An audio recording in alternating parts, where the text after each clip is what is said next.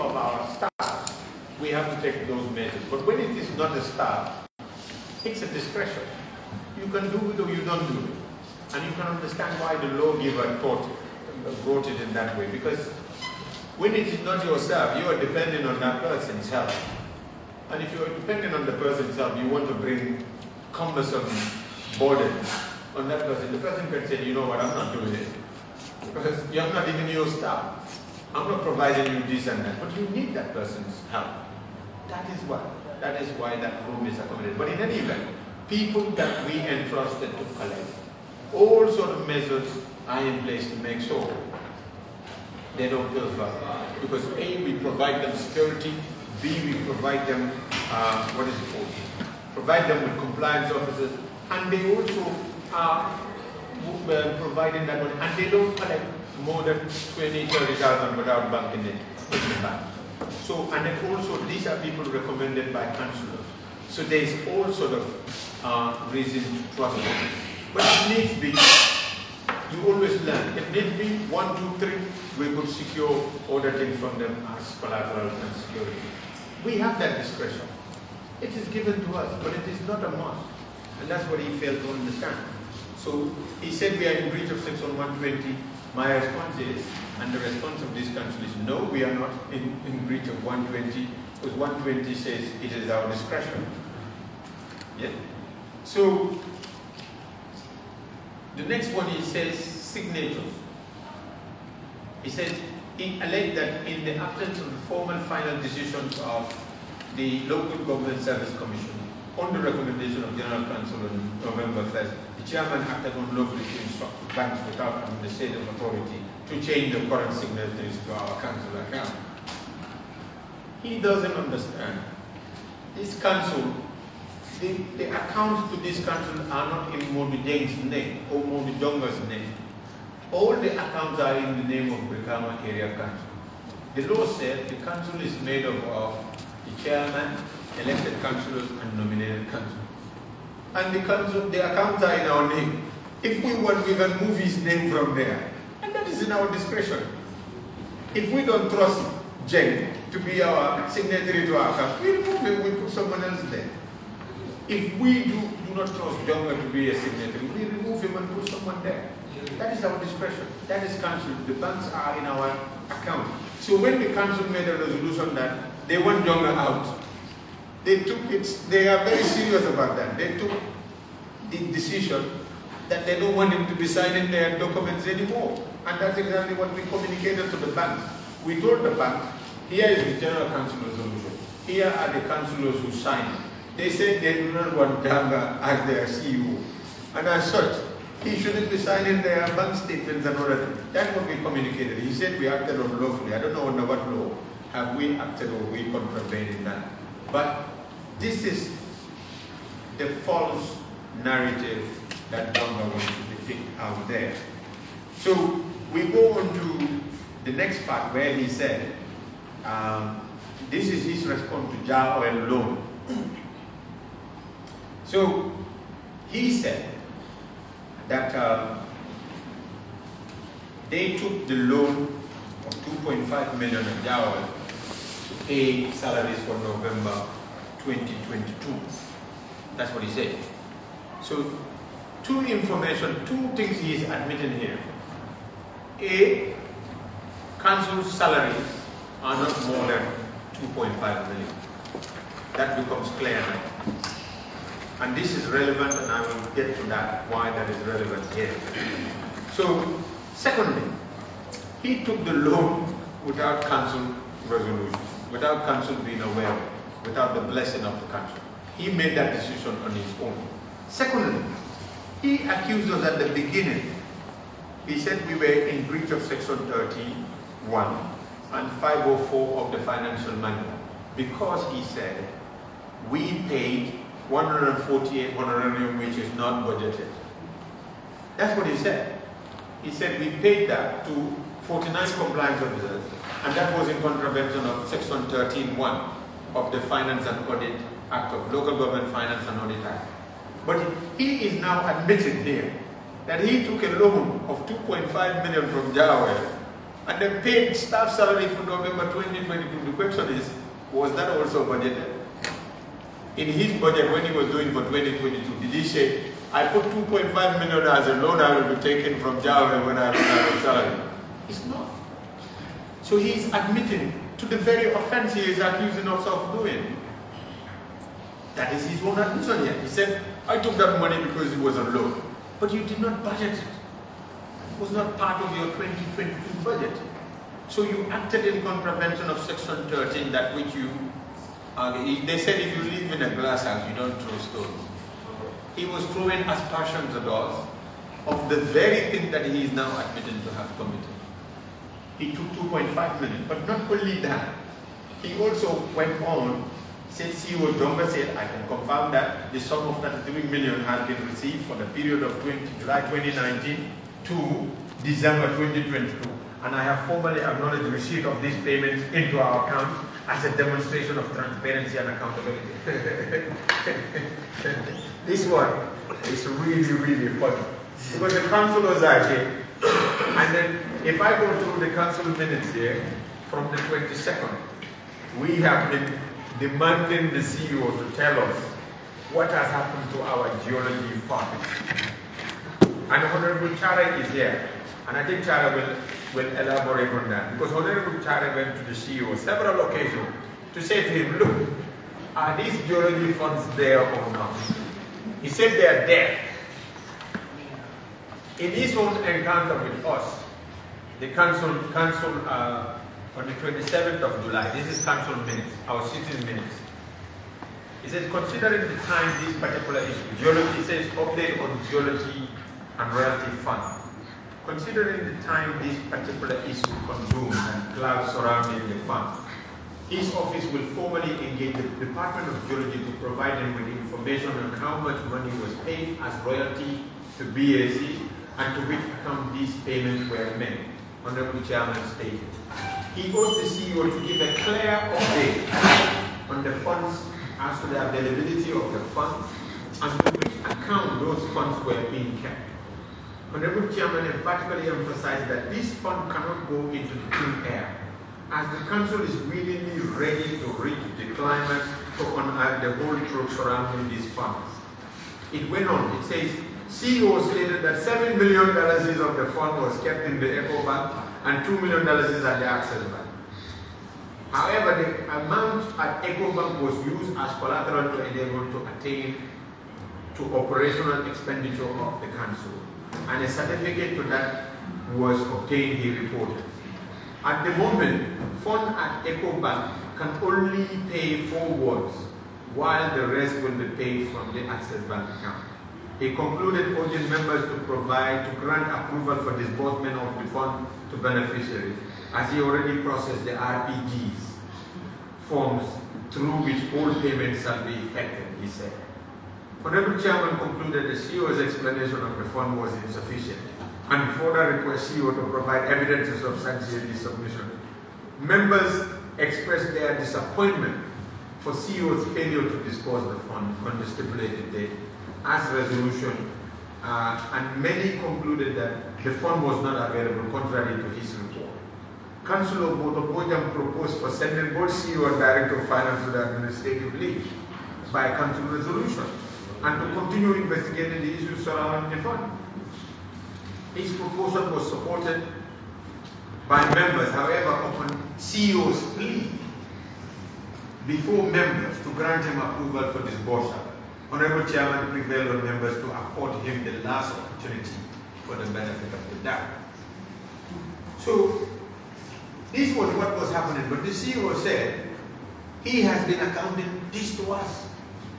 But you see the lie that he also made, the false narrative he also gave was that he said the CEO said, transparency and accountability. That never exists anyway. He went on to say, over the period, the sum of 11,868,435.97 had been disbursed to Kafuta, Jiboro, Pira, Kemuje, and then Bullock and Sanya, each receiving a sum of 1,435,000 14,285 in July 2023. This wasn't even July 2023. It was in August. But even that, he cannot tell the truth. You know, it was in August 8 to be precise, that's when the payments were made. August 8. But not only that, he said in addition, Donga added that in 2021 the sum of 3.8 million was paid. So when you add the 11 plus the 3.8, you get something like 15 million. This is the biggest false, misleading statement anybody could have made. 2021, Jonah paid 3.8 million, that's it. 2023, he paid only 9 million. You add that together, you get 11 point something. It's not like he paid 11 point something and then 3 point something. That is just not true.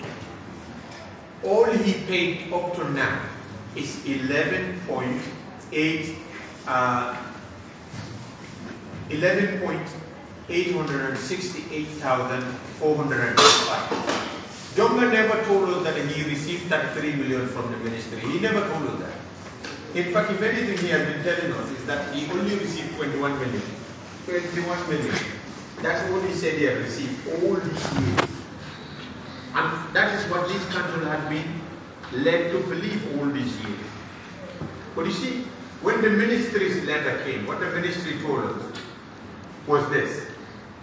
In 2020, on the 20th of May 2020, they paid Brikama Area Council 7.8 million.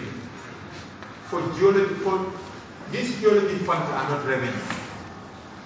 They are not council revenue to start with. They are funds that are given to council to reparate, to compensate wards that are affected by mining. The councillor for Bullock Ward will tell you of an incident where use of Bullock were going to stop the vehicles from mining there, from collecting gravel there, simply because they said they are not getting anything back. And that despite all the pollution and everything, that environmental degradation that was doing to their region, that's what this money was supposed to go back to and compensate those people, so that they can utilize that money into some other things in the region for development and ameliorate and mitigate the damage that is caused by mining in their region. This money came 7.8 million in 2020. Jonga didn't pay a dime to these people. He kept the whole money here. What happened to that money? He's been telling us that that money was in the account. He said specifically the money was in an EcoBank account. That's what he told us. It was in an investment in EcoBank audit trail account. On the 21st of January, ministry paid 4.7 million in geology to BAC. On the 12th of October, they paid 1.3 million. On the 26th of October, these are all 2021, they paid another 4.16 million. When you add it together, 10 million was paid by the 27th of October 2021. By the 26th of October 2021, 10 million was paid. In addition to 7.8 million that was paid in 2020. When you add it together, 18 million was received by that date. And all that Jonga did, by his own admission, he paid only 3.8 in 2021. Only 3.8 million was what he paid. Why did he pay 3.8 million when he was in reserve? 18 million. And that money was not council's money, but it was for the wards that are affected by mining. Why didn't he give it to those wards? But he sat on that money here. 2022, geology gave him 13 million. In addition to that money, now Jonga, from this newspaper interview, he said he spent 21,506,734.95 was spent on the implementation of 4 important access roads within Brikama. Brikama wasn't even part of the communities or wards that are supposed to benefit from this. Brikama wasn't even part of it. Who did Donga get the blessing or authority from to spend that money? And also, his monies were never even budgeted. They were not part of his budget line. And he never told us this council. He said transparency and accountability. My colleagues are here. Maybe he told them when I was in my absence. But I never remember Delmer telling us that he spent 21 million on the geology fund on the road access here. It was never supposed to be spent. That those roads, the road works were all budgeted. So that means for the last 4 years, BSE has never spent a penny of its own or a bushels of its revenue on any development work here. In fact, what they did is they spent the geology money to develop the access roads, the little work that they keep saying they have done in business. So, I mean, I don't know where to even start because the lies are that so much that it is incredible for anyone to believe. How can the CEO, who is saying that people should not spend beyond their budget, took money that is coming from geology, which is not even part of his budget? Because as you see, geology, the money was going, it's unpredictable. It is determined by their side. But what is even funny here, geology said 3 million of that money was an overpayment, which should not have been used, it should have been returned. But Donga said, I spent it on the road construction.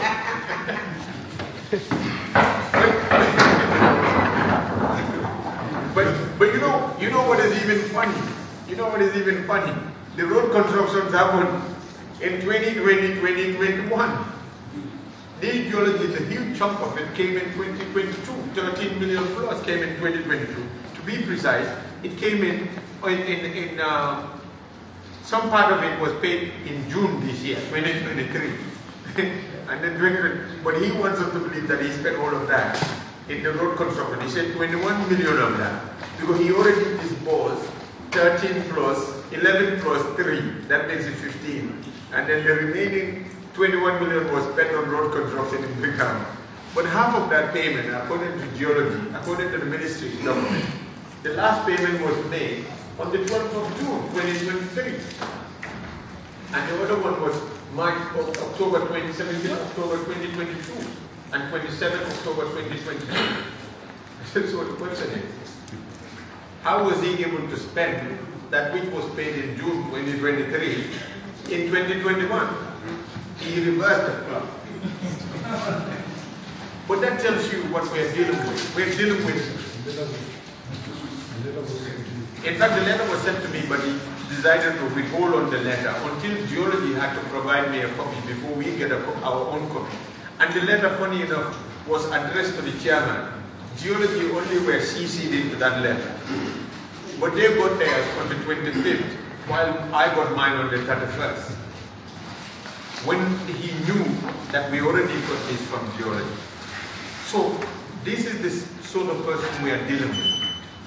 So the other one, before my presentation finished, he said, withdrawals in 2023, he said, Donga said, only the sum of 8.9 million, 8,902,272.44 was withdrawn for the period of January to June 2023 and not over 50 million as claimed in the resolution. I think this one he probably must have been drunk. He couldn't have been with his full conscience to make such a claim. Maybe Standard misquoted him, to tell you the truth. I would want to believe that. Because I have a copy of our EcoBank here. I think your cameras can zoom in and even take a picture of it. EcoBank, the bank gives you the full summary at the top here.